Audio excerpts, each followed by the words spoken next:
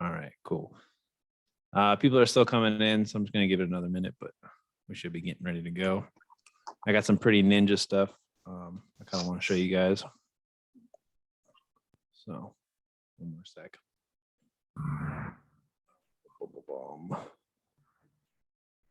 So you got the background all finished now? Yeah, isn't it looking pretty dope? Man? Yeah, I like it. I don't know why it's multicolored, but I've ordered a bunch of foams on Amazon and that's what showed up. So it's pretty sick, actually. I like the Scrooge McDuck thing for some reason.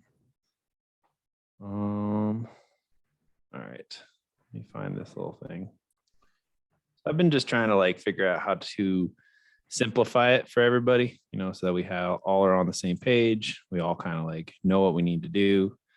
Because what I'm doing is working and I'm just like happy about it, but I want to make sure everybody else is too. So I basically broke it down. So like to make it as simple as possible, everybody, like first thing you do is you just pick a market.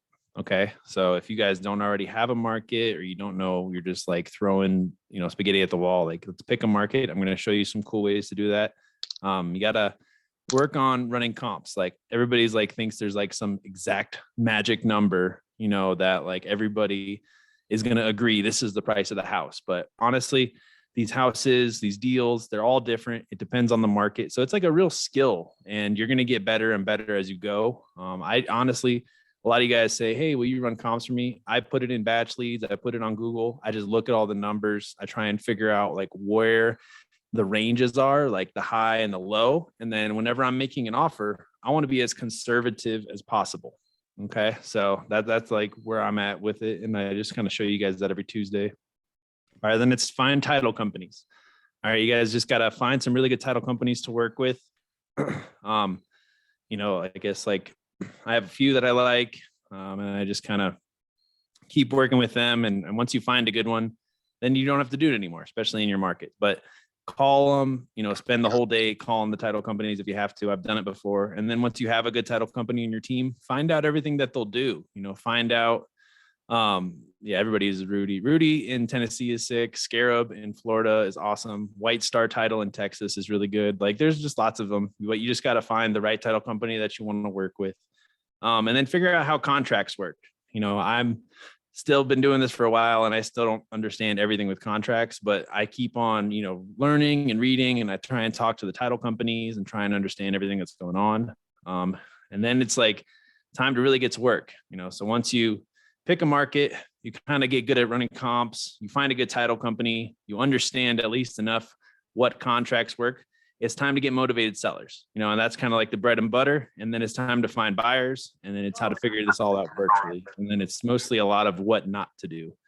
But I'm going to show you guys the first step a little bit. And then we're just going to talk about like how we're going to plan our week, and what we're going to go after. So let me show you guys this real quick. Let's see. So, for the most part, Nathan made this list. And like, it's really good to go after, the bigger markets because like, I was just talking today with one of my business partners. He's on the dispatch side and like, we've been getting pretty consistent deals in Birmingham, Alabama, but in Birmingham, Alabama, like our average assignment fee is like $5,000 or $10,000 or even like $3,000. And it's like, each deal, takes the same amount of time, same amount of effort. So like we're mostly going to start focusing on just like $20,000, which means that whenever we're like picking houses to look at, the ARV needs to be over at least 100,000 or 150,000. But when this is just about picking markets though. So that's just something to consider. But these first two guys, just forget about it. Like don't go after New York. Don't go after Los Angeles. Unless you can drive for dollars in those areas, or you're experienced, just because it's just insane there. They're just crazy markets. But everything else on this is pretty solid to start to look at, start to go after. All of these are going to have way higher assignment fees. It's going to be way worth your time, but also more competition. Okay. So this is just kind of like a list of, what the population is. And the more population means the more houses, means the more cash buyers, means the more opportunity. Okay. And like, if you just are using what we're teaching you, like this is what we want you to look at. So just pick one of these, like that's near you or that you've been at or that you are interested in, and just kind of go nuts. So this is kind of what we made this for. I mean, it's pretty intense to, see the populations of all this stuff. I didn't know like there was 1 million people in Tucson, which is like the armpit of the desert, but they're out there. So there's tons of money to be made in all these little places. Damn, there's 1 million people in Birmingham too. Okay, see, like this is just kind of cool to look at. And this is just the list of populations. So that's not the ninja way I wanted to show you, but if you have no idea where to start and you're just like, I live in Florida, let's go to Miami. This is the cool way that I wanted to show you guys. So this is for anybody who has like, you live in like, just don't go for rural. I can't say that word, rural places. But if you're just like, where I live sucks, I want to pick a virtual market. All right, this is kind of what I want you guys to think about doing and just kind of get into. So this is Max Maxwell's, wholesaling group. It's got over like a shitload of people. I think this is one of the biggest wholesaling groups out there. But what you can do is you can come into these Facebook groups. You just go to the search bar, and we're just going to look for virtual deals. All right. And this is basically how we can kind of like scrape Facebook groups for, where other people are doing virtual deals and basically where it's working, so we can just kind of come in here. Let's see. I clicked on it, but it's not doing anything. Okay. So it says, my second wholesale deal, it was my virtual deal, closed the deal in 30 days, all through these crazy times. He spent $0 profit, blah, blah, blah. Seller was located in Georgia, found a motivated seller from Facebook. So there you go. At least you can see this and start. He only made $2,000 and the title company's in Ohio. So it's a little confusing. But this will give you like, this is just one. So you just typed in virtual deal. So we know that somebody did $0 marketing in Georgia and got a deal. So that's an idea. Let's go look at the rest of them. Another virtual deal, 20K in 45 days. Virtual deal in Jackson, Florida. So then these are kind of like markets where there's a proof of concept that people are doing virtual deals in these markets. Oh, look, they spent $0 on the marketing too. So that's another one. $2,000, 5 hours, blah, blah, blah. I don't know what they're talking about. And then you can see all the questions people have been asking. But like you can come into a couple of these bigger Facebook groups and you can start to get that proof of concept that other people are doing deals here. And both of those said they didn't spend any money on, marketing, so that that you can start kind of going and doing some Facebook posts and just getting nuts with it. Okay, now things are just getting out of hand. But I hope that was kind of helpful. So you basically just go to the search. Let's look at a couple more and then I'll move on. Virtual deals. I mean, I would obviously start where you live first. But if you don't like where you live or you just don't think it's a good deal, this dude did pajamas, SMS blast, ringless voicemail. Nobody does ringless voicemail anymore. Paul's recommendation, or you guys recommend like doing the $0 marketing until you get your first deal. What about if you find like a cash buyer? Would you just go hop on batch leads and go ham on that? Yeah, absolutely. I mean, if you get that's kind of what I like to do. Like if you can have a good conversation with a buyer and a buyer is hungry to buy and you understand what their buying criteria is, then I would just go nuts. I would just, put that criteria in batch leads, hit them on Facebook, batch leads, Craigslist, Zillow. If they're going to buy, they're going to buy. And you're going to be able to, start closing deals, start making money. But I just thought that was a cool way to, kind of poach like other wholesalers that are in certain markets. And like, I'm just trying to get you guys started. So if you haven't picked a market, like that's a cool way to find it. But yeah, as soon as you, then the next step would be, find a buyer and then just go nuts. So yeah, because I found a couple cash buyers, but I was wondering if I just keep going with the $0 marketing or just go straight into batch leads since I already have the buyers. I just need sellers. Where do your buyers, want property? Florida. So like Destin, Central Florida, Gainesville, Panhandle. Yeah, I would do batch and I would pick like, water shutoffs and pre-foreclosures and liens. Those have been really good for us in Florida. Actually, all the deals we've gotten in Florida have been from liens. So I don't know why that is, but we've got one. Find buyers first. yeah, it's just super motivating. I feel like, it's just a great way to do it.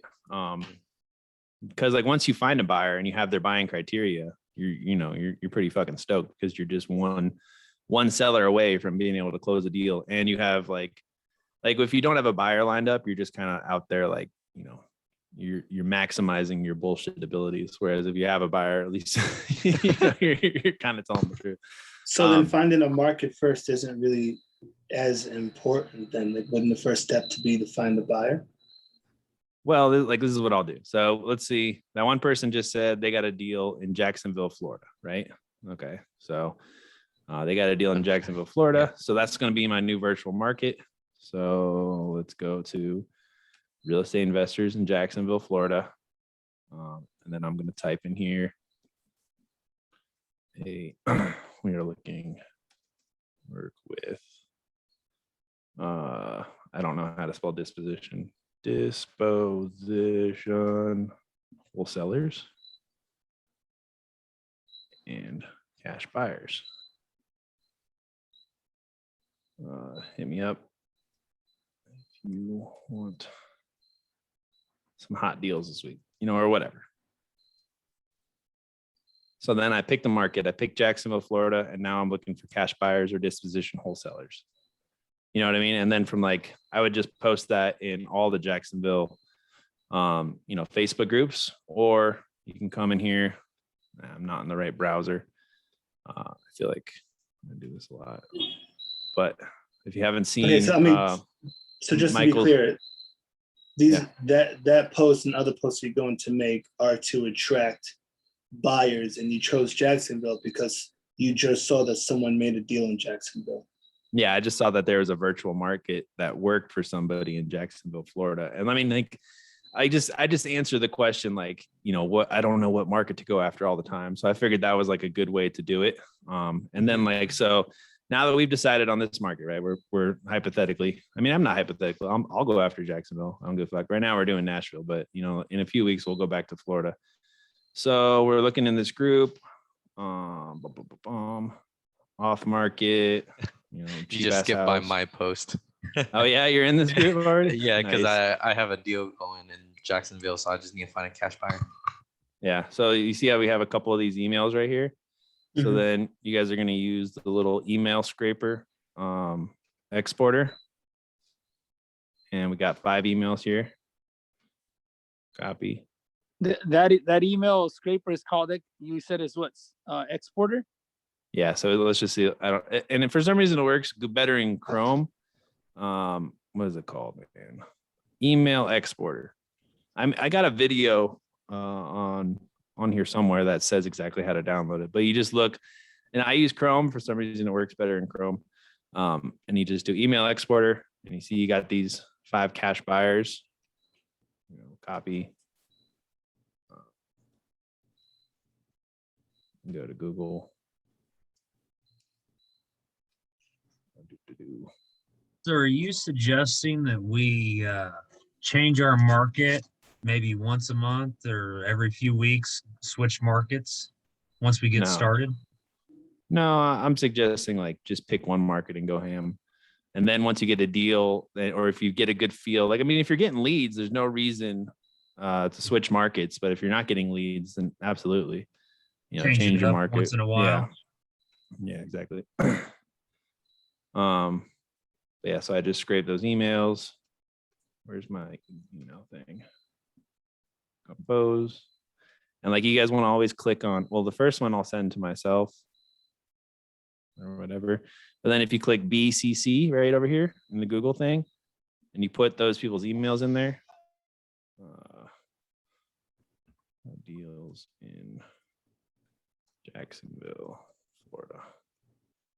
Florida. I'm just going to do something stupid, but what's your buying criteria? Whatever.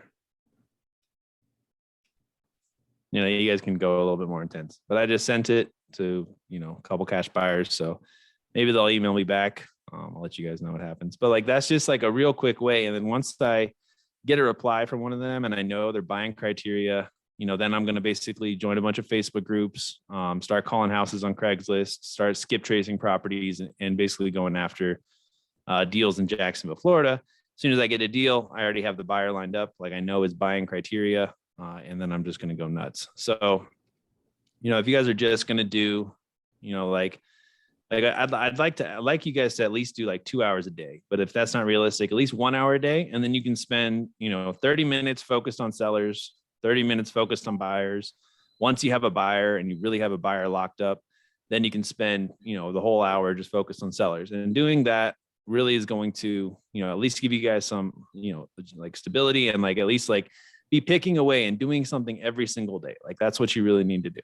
So now that I see, the properties in Jacksonville, Florida, I would go after these pre-foreclosures, these inherited, and these 10,000 liens and the vacant properties next. And that's kind of what I would do.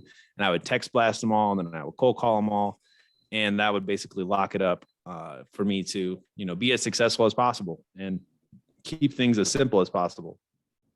I've been doing a lot of complicated deals, but really as wholesalers, we're solving a lot of problems. So that's why you get paid the big bucks, is to, help somebody who has a property.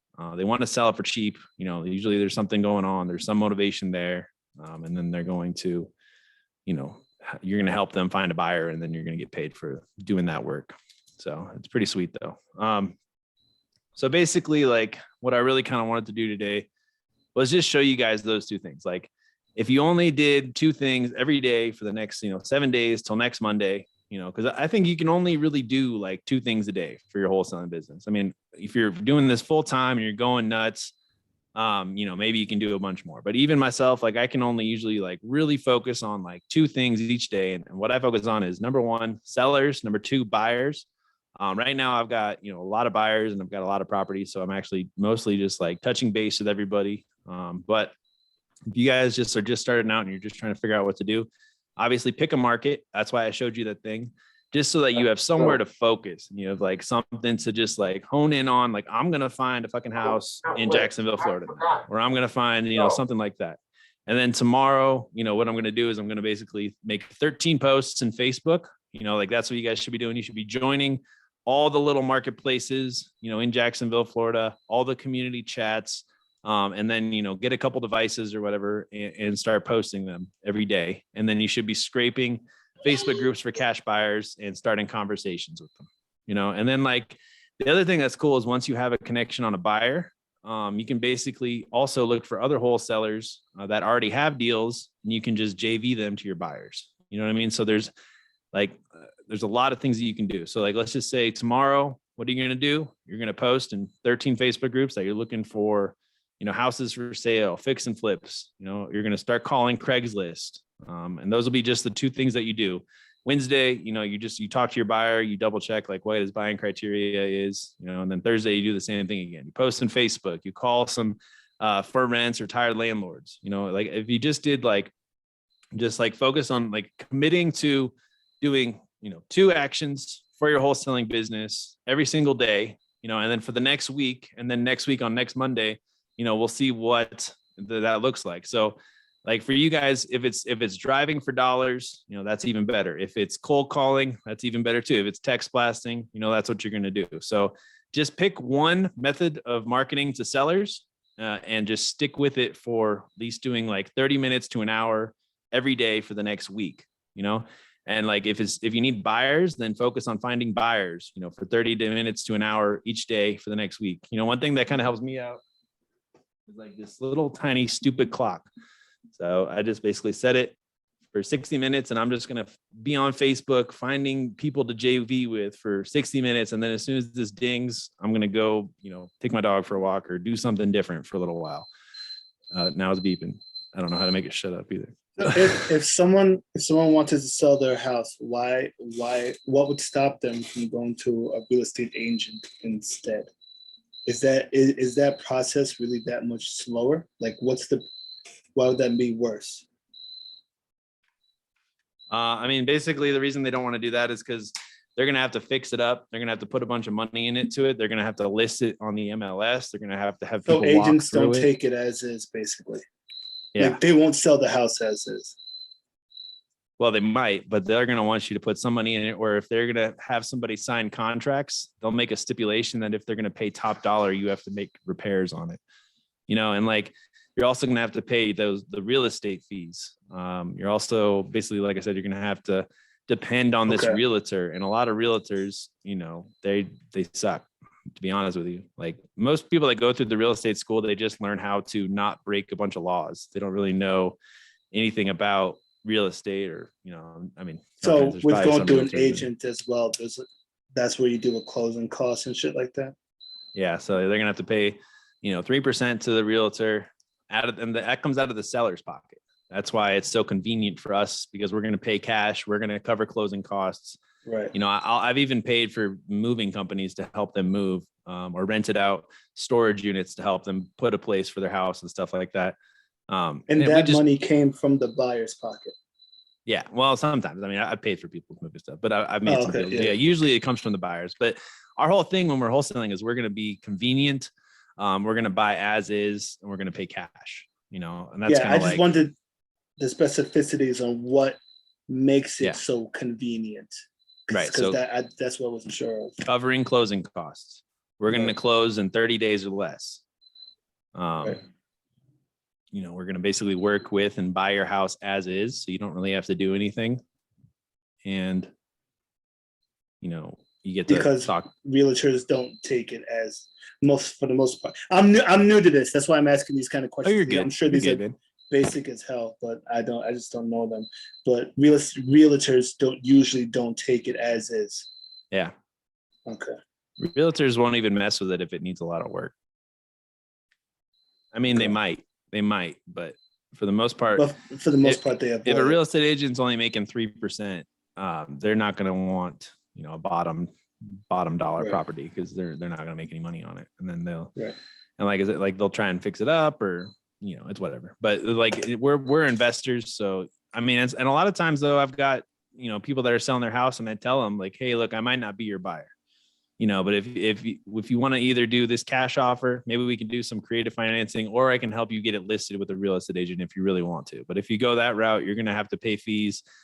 You're not going to sell it for 60 days. You're going to put it on the MLS. We're going to have a bunch of people walking through here, whereas if you go with me, I'll make you this offer. We can basically close, in the next couple of weeks, and make something happen.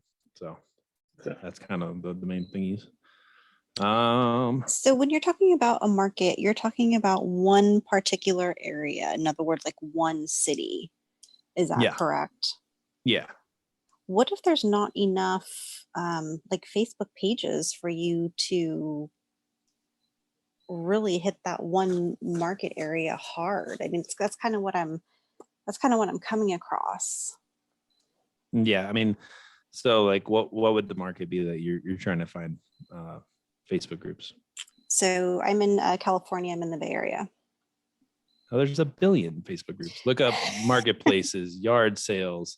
I guess like we need to I'll make a list of, Facebook groups, but like I make a lot of money joining, community chats, or, yard sales, marketplaces, switch and swap or whatever, and things like that. So especially in the Bay Area, there's like a gazillion of them. So you just need to kind of dig a little bit deeper.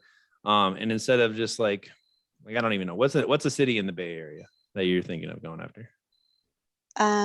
So for example, I was looking at Newark, Is that with the A?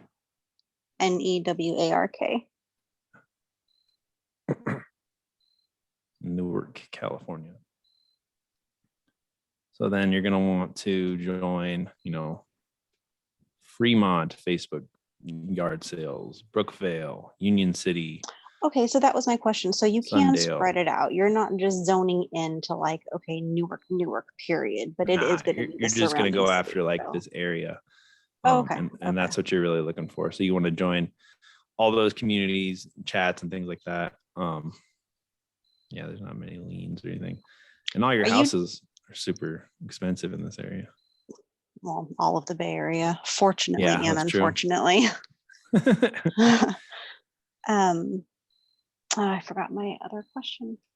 Sorry. If I may, in Hamza's video for picking a market, he uses Redfin and looks at like the compete score and things like that. And Yeah. one of the things that was on Redfin was the percentage of how high or low a house sells in that market. And I Right. was wondering if that criteria is something that you even bother using, or it doesn't matter for you. Because what you shared seems more so about how many people are in an area versus, how much the house sells for. Right. So, I mean, when you're looking on Redfin, you're looking for how many houses have sold in the last, year or whatever. Median days 10. How many houses sold? 46. The average house is $1 million. So, I mean, like in this place that we're looking at right here, like, you're going to want to find a house for $500,000 if it's going to be a deal. But it doesn't look like there's been a lot of houses sold. I mean, there's 46 of them. So let's think of another. Let's just do Nashville. If you don't mind, would you mind taking a look at Long Island? Yeah. Long Island, New York. Yeah. What's a good compete score to kind of go by? Like if you're looking at an area, because some of them say like very competitive, not so competitive. What's a good range to kind of? I mean, we're basically looking for like how many houses have sold. Is the market going up? Like the compete score, I don't know. It doesn't really mean much to me, but it's just like, because the higher the competition, the more likely I'm going to make more money on these deals. So this one, if it will help, actually, if you do Suffolk County, that will split up the island a bit to give you a little more specificity. Yeah, that'd be good. Yeah. I don't know. It's Suffolk. I think my business partner lives in New York. Is that where you live? Yeah, I live in the Suffolk County area, so that's like more towards the east side. I don't know. Is it Suffern? SUFF. Yeah, no, right there, Suffolk County, top one. No. It was the top one. Oh, my bad. No, you good. You good. SUFFOLK. That one? Yeah, that one. So yeah, we're looking for, how many houses have they sold recently? How long does a house stay on the market? What's the average house? See, like in New Fork, there was like 46. This place has 1,700. That's a shitload. So that means that this market is hot. That means that things are moving. A lot of people are selling. A lot of people are buying. That's when we make money. We don't make money when people buy a house and just sit in it forever. We make money when people need to sell, when people are motivated to get going. So this would be like an interesting market. So can you scroll down a little bit? What are you looking for? I'm looking for the score. Now, this is something that I ran into earlier. Oh wait, so you have to switch it at the top. So for a compete score, I had to go into a specific town in Suffolk County because even this was too broad. So for example, if you go to Centereach, which is a town in here, you'll get a compete score. They got to look at the town specifically. Yeah. But this just seems so small. That's why I didn't bother with it. But it's CENTERC.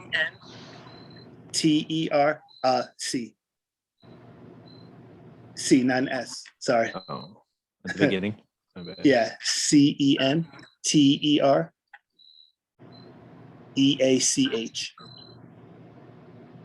Yeah, there you go. Centereach, New York, and that's in Suffolk County. It just gives you market insight. Yeah. Yeah, so like this is a bit of a smaller market. Only 40 houses. That's what I'm saying. The towns, to get a compete score, they just make it so much smaller than I've seen other people do. That's why I wanted Suffolk County. But with Suffolk, the whole county, you won't get a score. Let's see. So, I mean, I don't even want to see the houses for sale. I want to see what houses have sold. I mean, it looks like there's been a lot of houses, but I don't know, man. I think this place would be an interesting market, but I don't know if you guys can really like get a grasp of a market looking at this Redfin. You know what I mean? But it does say 40 houses sold. If only 40 houses sold in the last year, that means, it's you versus every single real estate agent in Suffolk for 40 houses. Like that's pretty slim pickings. You know what I mean? So you're going to want to broaden your market out and make it a little bit bigger. For sure. I mean, like Long Island though is massive. There's so many freaking houses. I mean, you could just do Long Island. And I think in New York, man, you should probably team up or call like at least one realtor, like once a week or a couple every day, like just until you find somebody that could really be on your team. And be like, hey, look, I'm going to be bringing a bunch of deals and I'm going to be finding you some off market properties. Like, can you help me out with either the paperwork or finding cash buyers? And everybody in New York wants to make money. So they're all going to say yes. You know what I mean? But find Wait, one I'm that sorry. Run by me again, like for me to like call a realtor and call a realtor to network with them, talk to them and say, hey, I'm looking to add a realtor to my, real estate team. And I just kind of want to make sure that you're available if I need somebody to help me out with closing or, if something like that. And the reason you're going to do that is because here's a competitive score. So it's very competitive, whatever that means. But I think that the reason it's so competitive is because, like we said before, there's only been 40 houses sold in the last year. Just in that one town. But like, even like we see like up above that's Terryville and Port Jeff. Each of those, even though they're very small, you'll have to get that small to get a complete score. But Suffolk County takes the whole half of the island and shows you how like extensive everything is. Redfin's the only thing that I saw Hamza really use extensively. That's why I've never used batch leads before, so I don't know what it has to offer. I got you. Let me see if I can do this. But I mean, I also want you to look up real estate investor groups in New York, right? And then see how many, where the people are buying houses and where people are selling houses and where people are really looking for, because that's really going to give you a better example of like what is actually going on as opposed to. Right. So calling a realtor would it's SUFFOLK. Yeah, no, I just want to get into New York. Oh, my bad. Is being a bitch. You're good.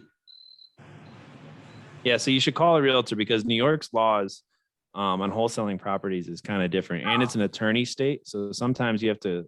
First of all, you're going to have to call up like a bunch of different closing companies, but it's an attorney state. So you're going to have to find an attorney, not a title company. So you want to find an investor-friendly attorney in New York, and then you're going to be able to use them to close all your deals and do assignment fees. The reason I like to have a real estate agent with our team in New York is because, New York's just different. It's kind of a like super democratic. So they're all like they're just like pain in the ass sometimes. And if you have a realtor that's going to help you look at things and help make deals go smooth, like even better, you know what I mean? Because then you have somebody on your team who's already in the market and can really help you just start to crush it. So I think it'd be a good idea to add to your team. And it's just a conversation. Just be like, hey, I'm going to be getting a bunch of off-market properties here soon.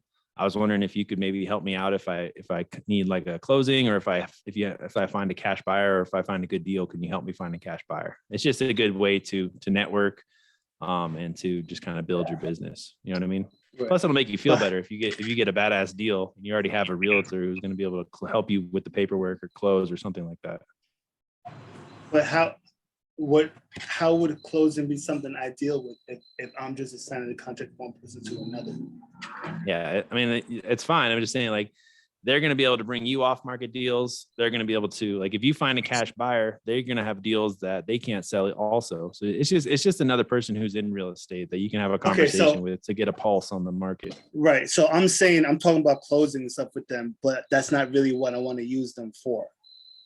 No, it's just someone to basically add to your team. That's all. I think New York is just so big. There's so many houses. There's so much going on there that if you can team up with more people that are doing real estate, what we talking about? I would basically team up with them. No, and I'm definitely down for that. Yeah. I mean, you don't need to, but we decided we were going to do that because we're in New York, and we do a lot of townhouses and a lot of weird apartments, and we just don't know shit about shit when it comes to wholesaling those. But if you have a realtor, they'll be able to make the paperwork work, and they'll be able to make sure everybody gets paid. So, and there's each house in New York is like a fucking $2 million. So if we get any commission on any deals out there, everybody's going to eat. You know what I mean? So what kind of cut does a realtor get from He gets his 3%. Oh, word. Okay. Or I pay him off like Right. $1,000 or something like that. Or like, Right. you know, obviously if he does more work, he gets a percentage. Like that's why a lot of them will want to work with you too. Because if you give a realtor, you know, 25% of a deal, they're going to make more money on that deal than they would if they sold a house, you know, and spent near half a year getting it ready and stuff like that. So that's why. So do realtors have a positive outlook on wholesalers? No, not all of them. A lot of them don't know what we're doing because they're idiots. But so you got to like find one that you want to work with. That's the main thing. Right. This is what I need to do. Sorry. So when you brought that house up in Newark and it was like 1 point something, you said, oh, you're gonna have to find a house for like $500. I mean, is that just because it's over the $1 million mark? Yeah. I mean, it's because that would be a deal. I mean, not like it. I mean, but if you find it for less than that, it's totally fine too. What if you're finding it for more than that? I mean, what if the comps, I mean. Yeah. So if everything's selling for $1 million, you're not going to be able to wholesale a house for $1 million. If you get it for $500,000, sure. then you're going to have somebody buy it right away. You know what I mean? That's all I was saying. So let's see.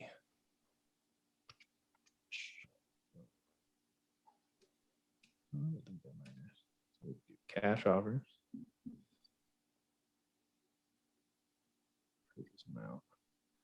That's weird that it doesn't have it anymore. So let's see. Date. That's 3 months.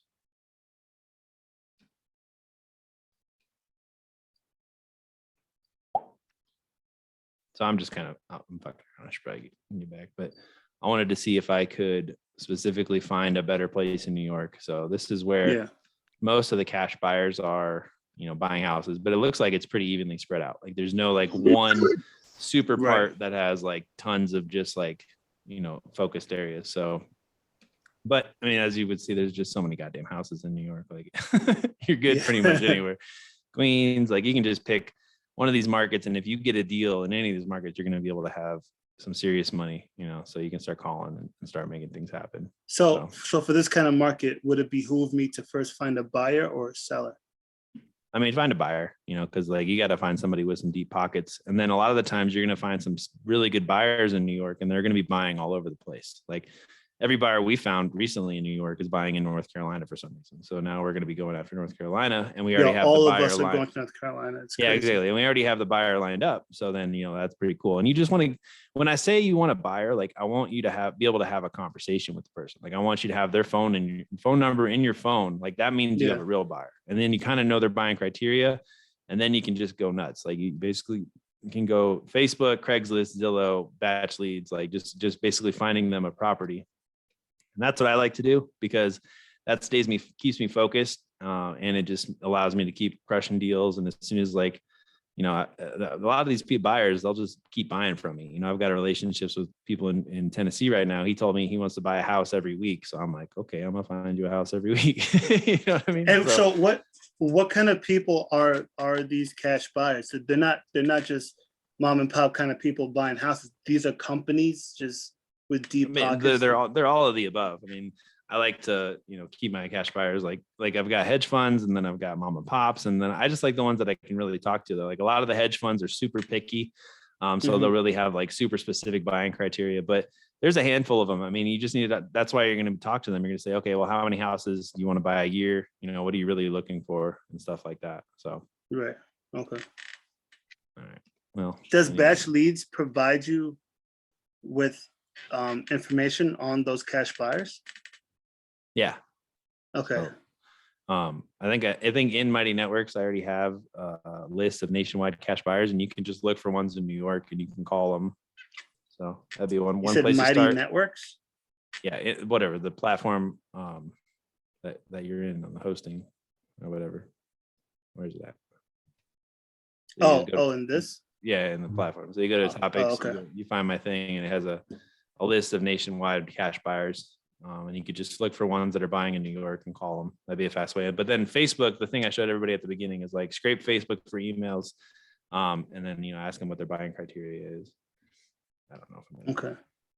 So for someone starting out, deciding between doing driving for dollars or spending. Oh, well, you said split your time. Do both.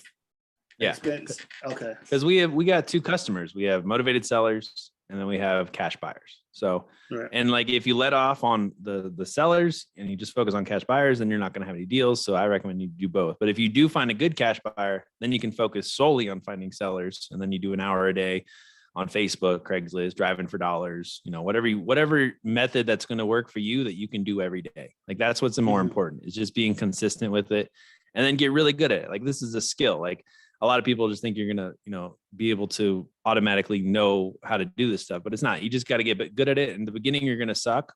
Everybody sucks. And you're going to get better and better and better. And then you're going to be able to pick up a phone and talk to a seller and have them give you a house for free because you just kept talking to so many sellers and you figured out what you need to say and you figure out their pain points and you know how to help them. You know what I mean? Right, so It's just going to grow. And right now we're just getting over the hump of, we just need to talk to as many sellers as we can and practice. It's just practice. It's just talking to people and it's talking about buying people's houses. And if you get really good at it, you can make a shitload of money, and that's kind of what we're all getting into. So Okay.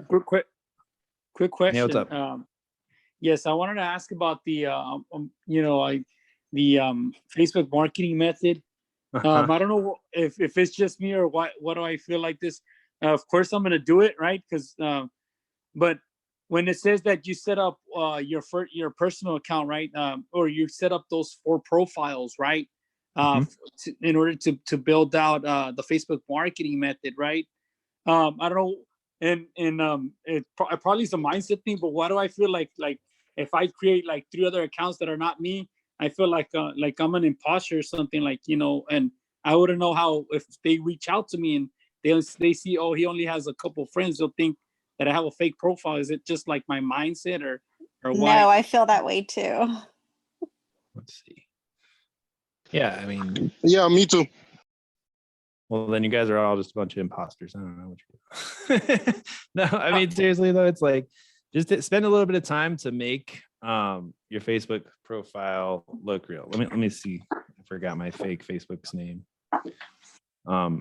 There's not like a secret thing to get over, imposter syndrome. But I mean, if you're just like working at it and you keep your profile, doing whatever it is that it does, like it's going to bring you a lot of money. So it's not like we all enjoy, making fake Facebook profiles. It's just something that you're going to do if you really want to get deals. Oh, this guy's my fake one that I posted a bunch. Brandon Craig. So if you guys want to add Brandon Craig to your friends list or whatever. Your fake profile. I saw someone post about making a spreadsheet of everyone in the group of our fake accounts so we could add each other. We probably should. So this is my fake Facebook profile for Alabama. Like I don't know any of these people. This is, Alabama dude, football stuff. I say I'm a real estate guy and I love Alabama. So I'm totally bullshitting this thing, but I say a real estate broker. I went to this place. And like, I really don't care. I just try and make it, seem legit. And these are all my Facebook things. So I'm just using it for other stuff too. But it's just good to share. You want to add friends that all have like American names. You don't want a bunch of like Chinese weird names or Russian names. This is another one of my fake profiles. He's got 114 friends. This is my Vegas profile. And I basically, I'm self-employed. I study at Las Vegas College. I spent a little bit of time filling all this out, but it's all bullshit. But I still get deals in Vegas from doing this. You know what I mean? Like I've made, this little stupid profile has made me probably, I think we did 2 deals in Vegas, so like 50 grand this year. So if you want to, be afraid, it's all good. But if you want to make some money, you might as well just start doing some weird things and feeling weird while you do it. No question though. Once they reach out to you though, and then you get them on the phone, is that like a different story? Or like, when you start that conversation with them, or they're not going to see you, right? Or I mean, I'm just thinking like, maybe I'm thinking too ahead of myself. I got to create the profiles first, right? But that's just what create the profiles. And then like whenever you get a lead, okay. I don't want to click this, but you can go to Messenger. And you can make a group chat with you. Here, let's see. What was his name? Brandon Craig. So So I can make a chat with him, and then I can add the other person that has to Okay. go. And just be like, this is my business partner. He has a couple questions about the house. Okay. Isn't Yeah, that where you make yourself your quote unquote business partner whenever that exactly. gets brought up? So then you can do that. I mean, a lot of times I just, get their phone number, and then I say, okay, my buddy's going to call you real quick. And then they forget who they were talking to. They don't care as long as they sell the house. You know what I mean? And then then I build rapport. Once I have them on the phone, I build rapport. I say, hey, I'm an investor. I buy houses all the time. I really like your property. We're looking for one in the area. You mind telling me a little bit about it? And then we get into the details, and then we go from there pretty much. Okay. I think a lot of it has to do with getting a seller or being a salesman mentality. Because you got to sell something. You got to sell something to somebody. Yeah. Well, I mean, you want to have conversations that are steering in a direction of them, talking about their house. But a lot of the people that I talk to need to sell their house, and if you guys stick with it, you're going to find the craziest deals of your life every single week, of people that can't afford their mortgage anymore, people passing away, people need to sell their houses, people need some help. So then your conversation is just basically steering them in the direction of selling the house to you. And you basically come off as making it as easy as possible for them to get a check. This is America. If you say, I'll buy your house, you're not going to pay any closing costs. You're not going to have to do any work. We're just going to send a contractor over to look at it, and then you're going to get a check. A lot of people really want that. And a lot of people are going to jump all over it. So it's just about having as many conversations and making as many offers as you can. And then eventually someone's going to accept your offer. And if you're focusing on the right areas, then you're going to have a good deal. You're going to be able to make some money. I have a question. What's that, man? So I was wondering, so, I'm just starting out, we started this on last Friday.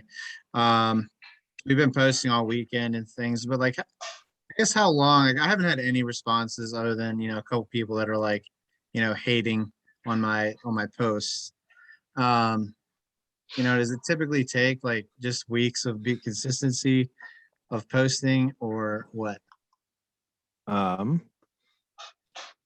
mean, if you're not getting any deals in the groups you're in, you got to find some better groups. Basically, you got to get a little more digging. I think a lot of you guys are going for the big spammy groups that nobody has any engagement in, where you need to be into a little bit more niche groups. So check this out, guys. While we were on this call, remember those people I emailed at the beginning?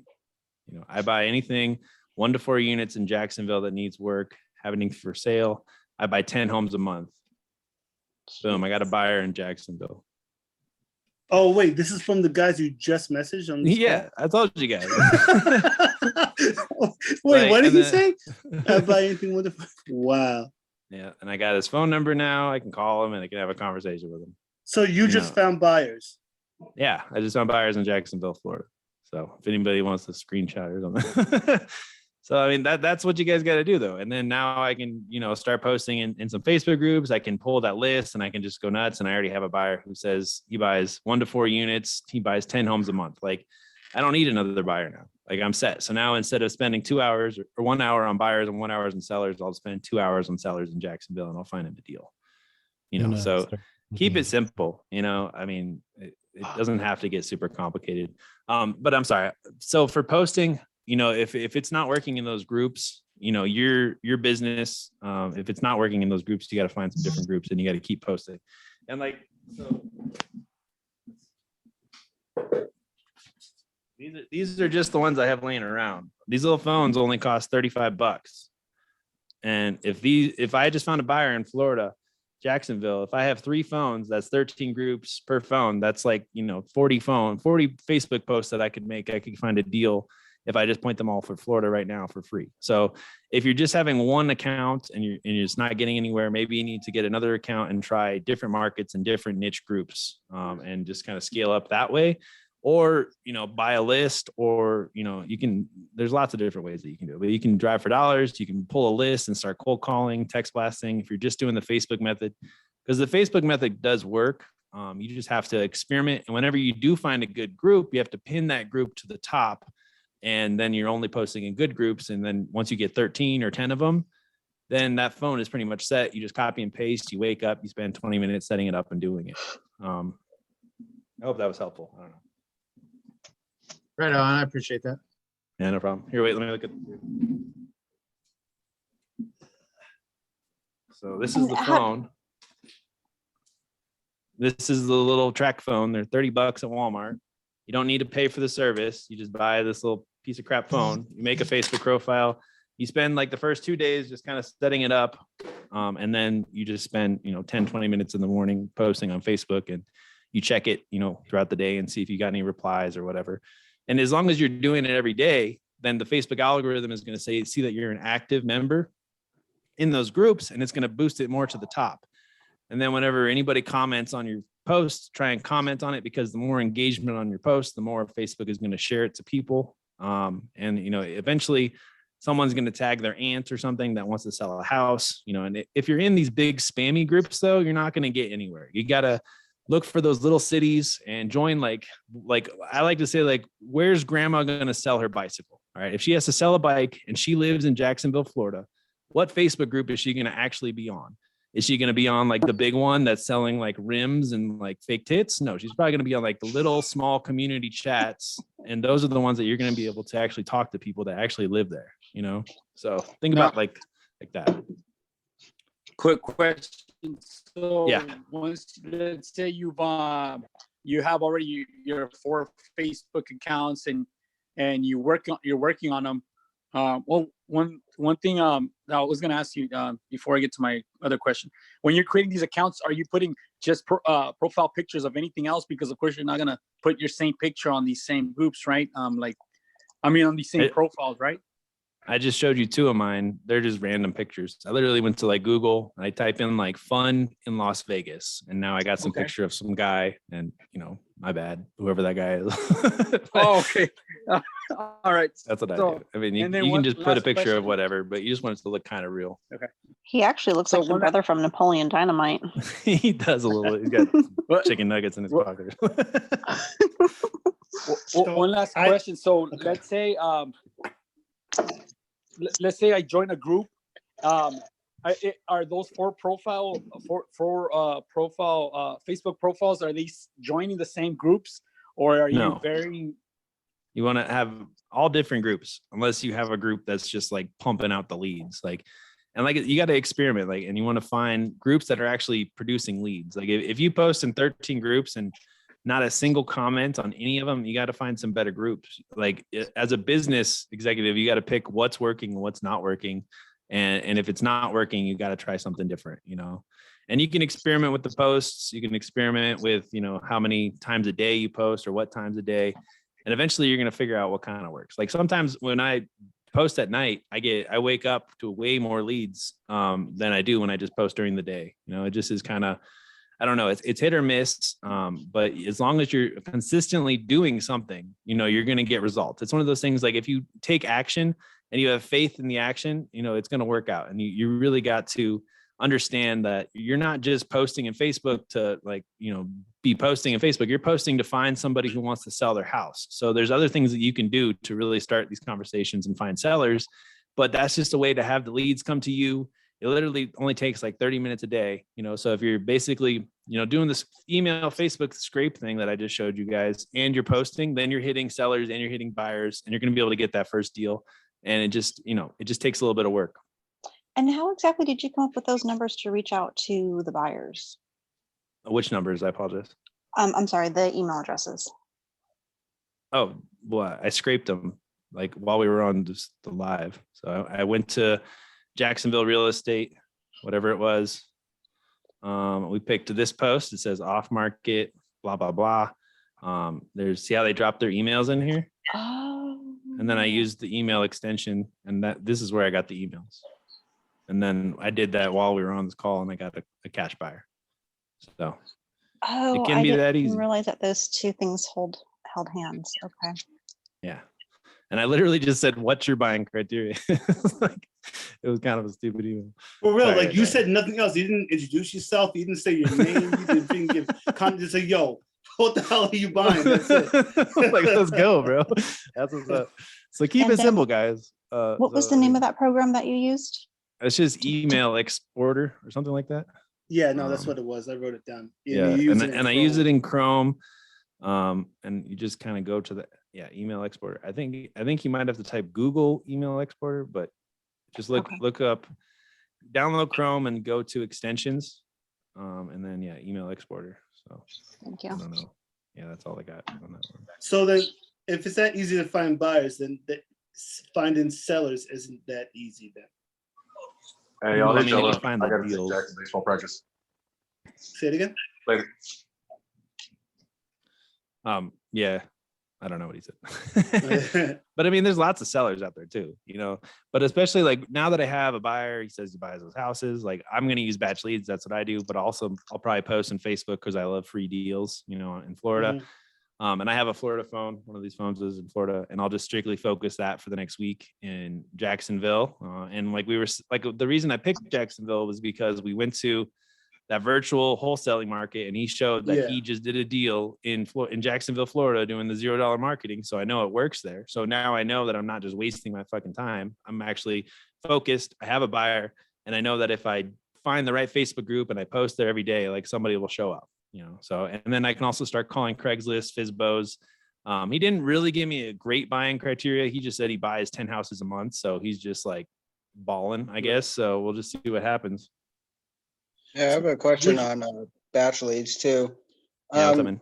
So when you get like multiple lists, do you create different campaigns, or like every time you get a list, like you pull a list, you create a different campaign, even if it's the same like city? Or no? So we got a real specific way that we do things, and I think I made a video. I'll tag you in it after this. But so how we do things is we pull. Oh wait, this is the inbox. My bad. So like right now we're just focusing on. I need to call that person. We're just focusing on Knoxville and Tennessee. So we got Knoxville, Tennessee acquisitions, 19 or whatever, and Nashville, Tennessee acquisitions September 13th or whatever. So we started that last week. We haven't done a lot of deals on that one. We were doing some other shit last week, but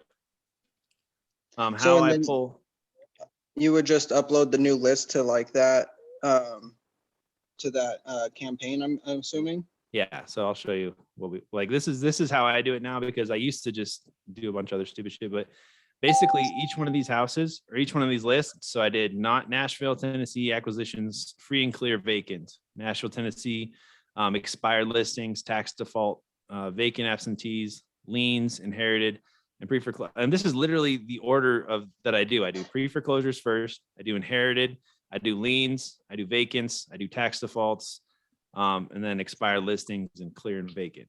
So I make a list for each one of these, and each time I do a tag, right? So for pre-foreclosure, they go into the pre-foreclosure tag. So I put them in that tag and I put them in that list. And then what will happen is we're going to blast through those, and we're going to cold call them. And then eventually we're going to come back and we're going to do a nationwide pre-foreclosure campaign. And that's when we're going to hit them again. So that way we're buying these lists, and we're making sure that we text them, we call them, and then we text them again. And then if they don't want to buy or sell, then they're not going to sell. And now when you pull a list on there, so at the bottom it says liens and all that stuff. Do you have to manually put it with the ones with liens in the lien category, or I just tag them in there? So like whatever, we're on Jacksonville. So if whenever I pull these lists, like, this is why I like batch leads. I use batch leads from pretty much to run everything. So I just would go over here to liens in the bottom right corner. So I would put in all my filters first, but then I would just select all, add. I'm not gonna do the whole thing, but I'd create a new list, and then I'd tag them in the liens or whatever. And then okay, I see. Yeah.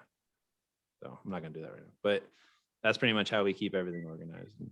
Yeah, because I just started doing batch right now, and that's what I'm trying. Like I had like 300 leads driving for dollars, so I sent out texts to all of them, and I had a few replies, and then a few people that were just like they were interested, but the numbers didn't make sense, you know? Like Yeah. like one house was 240,000 and they owed 184 on the mortgage.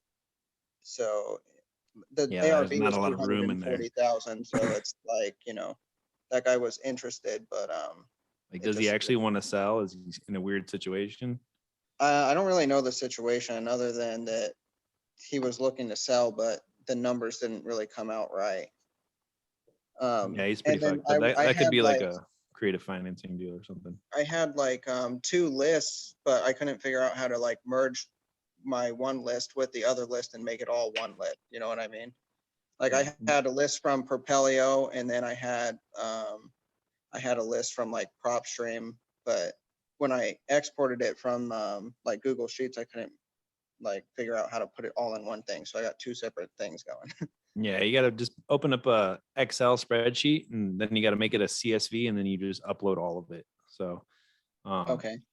yeah, Can you explain that? Explain that though. Like you said, you had a deal that was 240, but the mortgage was 180 180. left.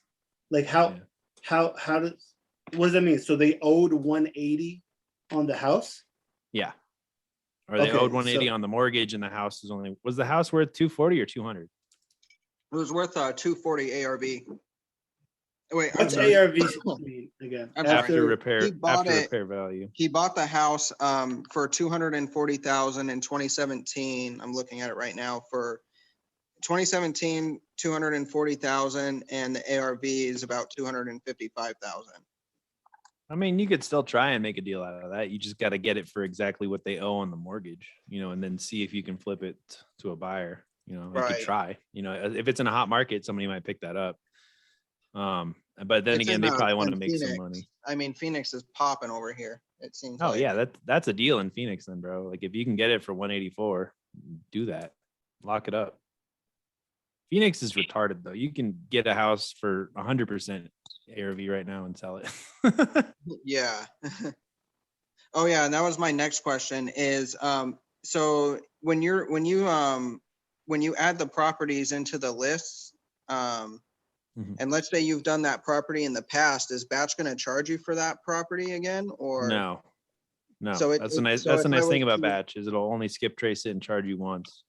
Okay, and it won't pull that same property. So let's say if I do a list on liens in Phoenix, and then tomorrow I do another list on liens in Phoenix, is it gonna Yeah. show all those properties that I previously put in there, or is it gonna show like new properties?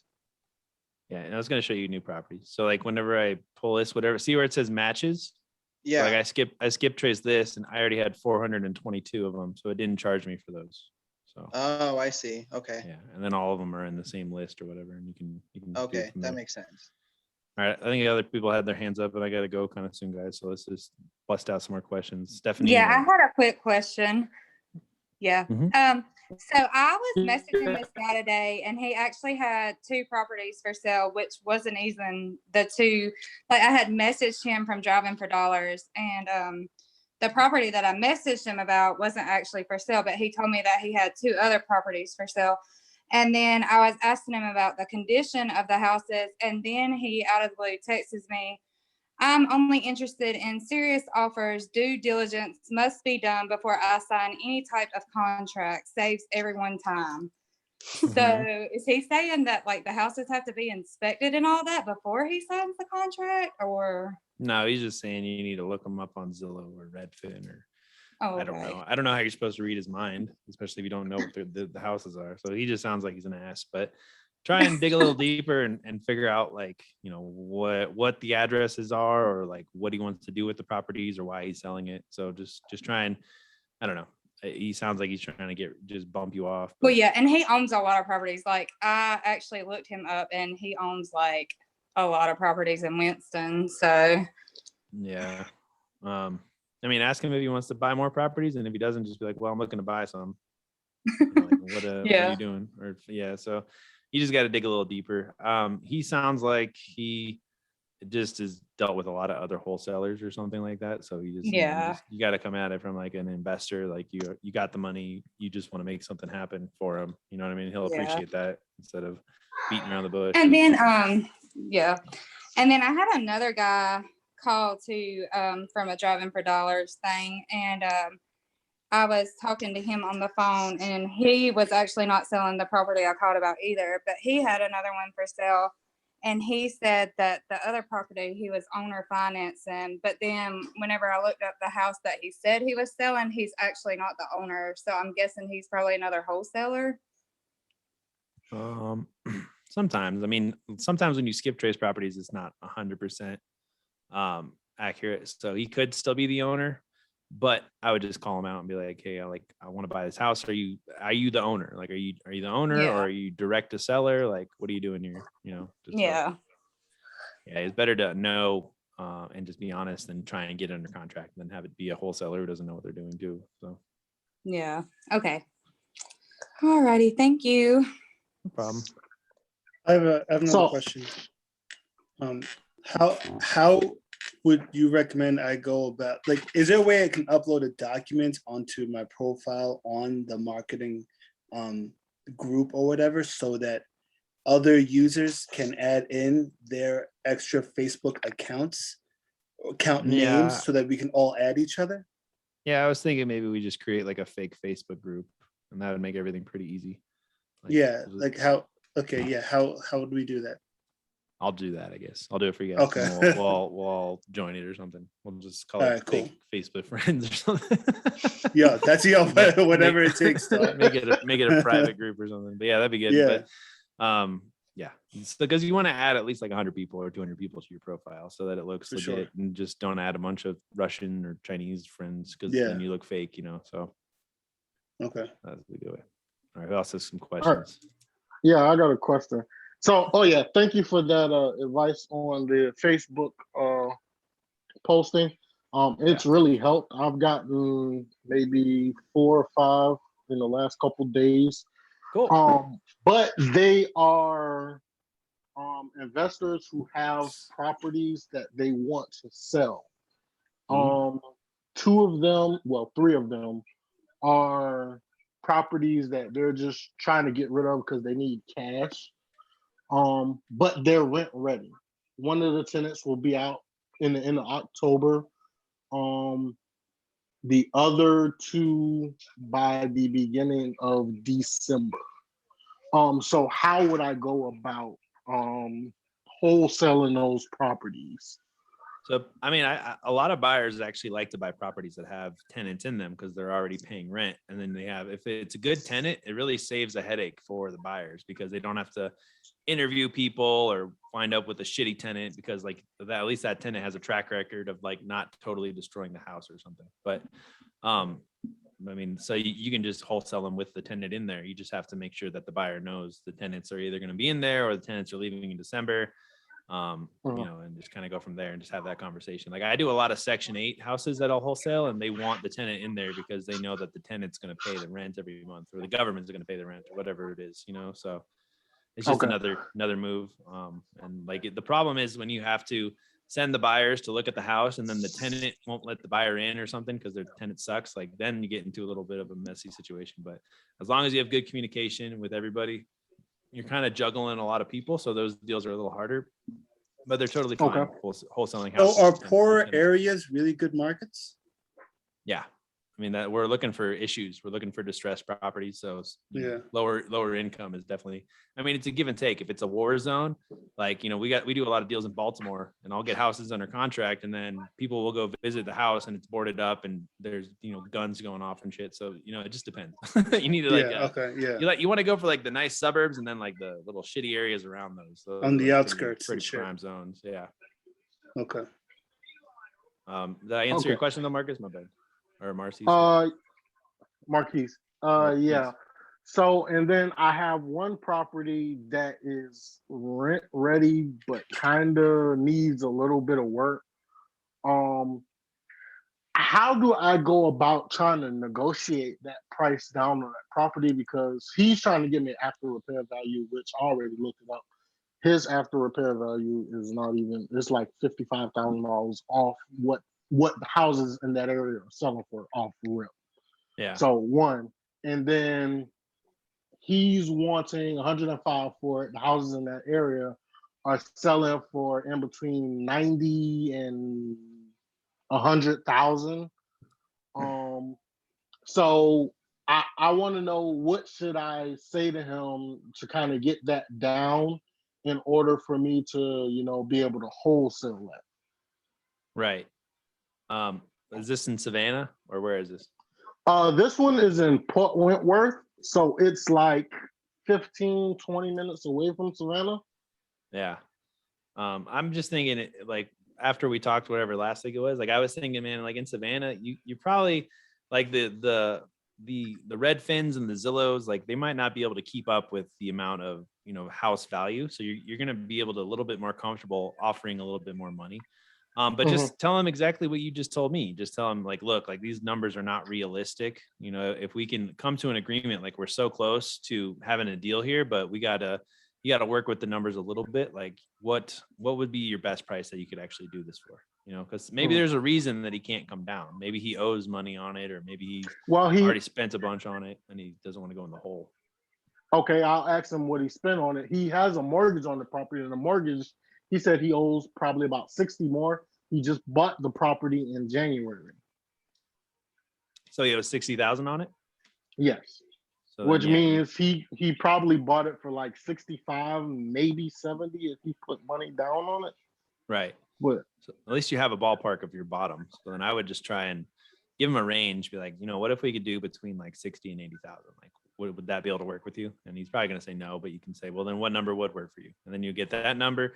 And then you'll kind of be like, well, you said it's going to be like this and this for the repairs. Like this is going to be a big job and I'm going to have to do it all myself. I always tell them that I'm going to do all the work by myself just to make them feel bad. Or I'm going to do it with like my team or whatever. But yeah, you're just going to walk them down and try not to piss them off basically, so always try and get them to give you their number first. At least you have a ballpark for how much he owes on his mortgage, and then give him a range. And then just try and build rapport, try and make him like you, and then just be like, look, we're real close to having a deal done here. Like, let's just try and see what we can really get together. And then, if he says a number, you say, well, what if we could do between that number and a lower number? And you just walk him down. And then as soon as he agrees on a number, get it under contract and try and sell it. Cause you already got buyers, I'm pretty sure, right? Yeah, I have 3 buyers. Yeah, you could, I always recommend like nothing's real until you have it under contract. But if you have a decent relationship with one of those buyers, you could just send it over and be like, look, what would be like your max offer on this property if it needs a little work, and you might be blown away. Like we just did a deal in Birmingham. We got it for 60 grand. And I haven't been able to like find a buyer that really wanted to pay that much. And then we had another guy send over a buyer and he made an offer of 83,000. I'm like, okay, we'll take that. So some buyers, man, are a little, they got a little more money than some. So yeah, I got you. I know exactly who to send it to. Okay. Thank you. No problem, man.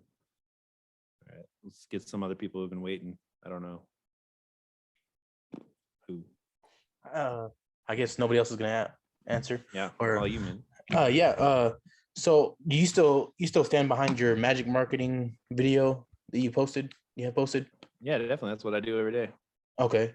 How do you feel about like buying hot leads that are already, that they've already like, put in their information, say they the reason why they want to sell it is because, they're going through a divorce and stuff like that, the PPC.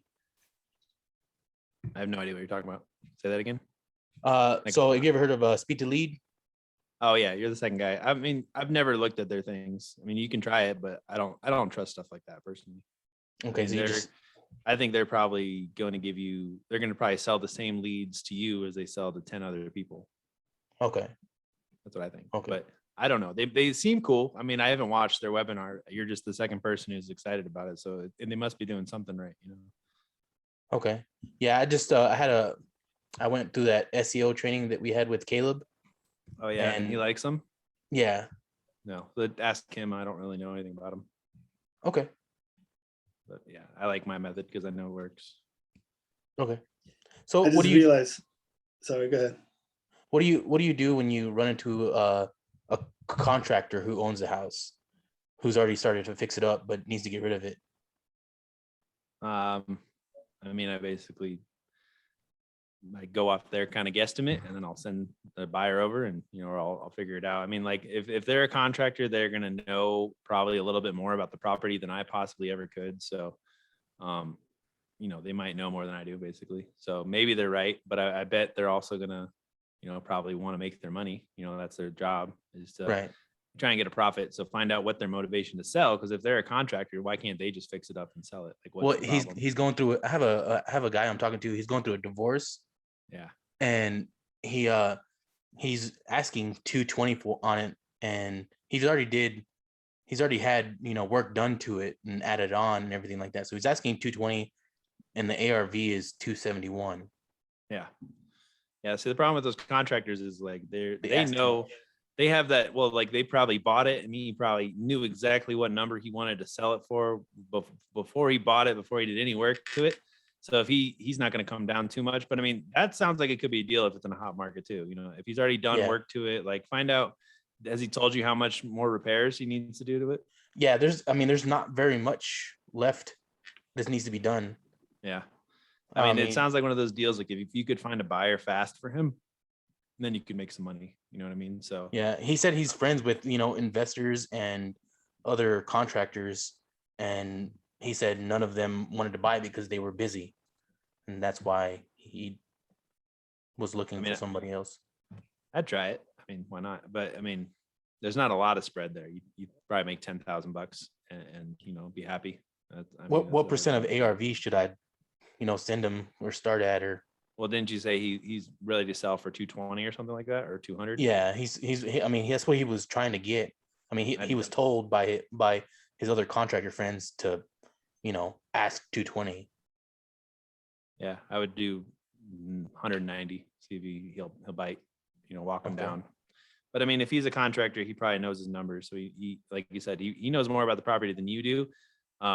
I would just try and walk him down and say, look, like if we want to do a fast sale, so you can sell this house before your divorce, like I bet we could work something out. But it's going to have to be around 190 for me to really jump on it or run it by one of my buddies if it's going to be more than that. Yeah. I mean, I don't know if that's the exact path, but I would try and get it for as cheap as possible. That's kind of the goal. Okay. Yeah. What's up, Andrew? Hey, I got another question for you. So where you can buy a list for like 5,000, let's say a list for 5,000, right? Yeah. Instead of doing like skip tracing on batch leads and texting all of them, is there really a difference between the two? From launch control to batch leads?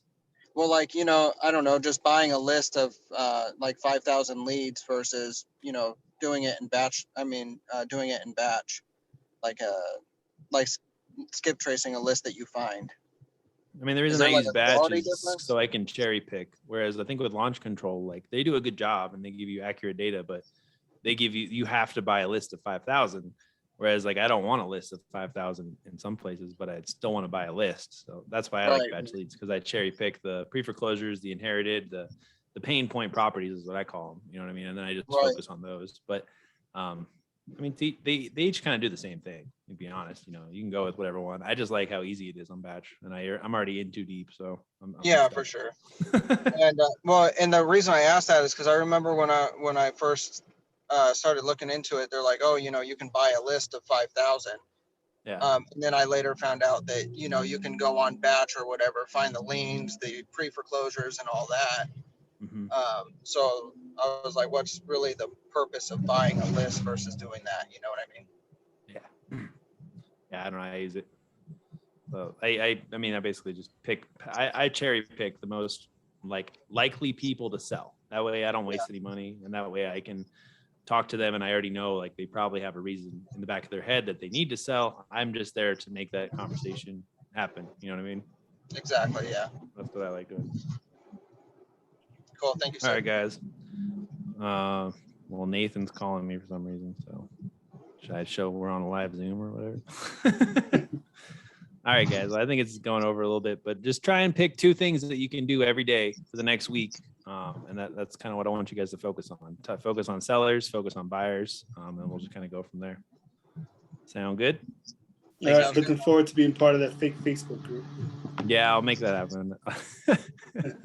The fakest No, group on Facebook. What was I saying before is I realized that like being a wholesaler means that you're just a real estate matchmaker. It's how good can you match a seller with a buyer and vice versa. Yeah. Cool. All right, talk to you guys later. Peace. All right. Thanks, brother.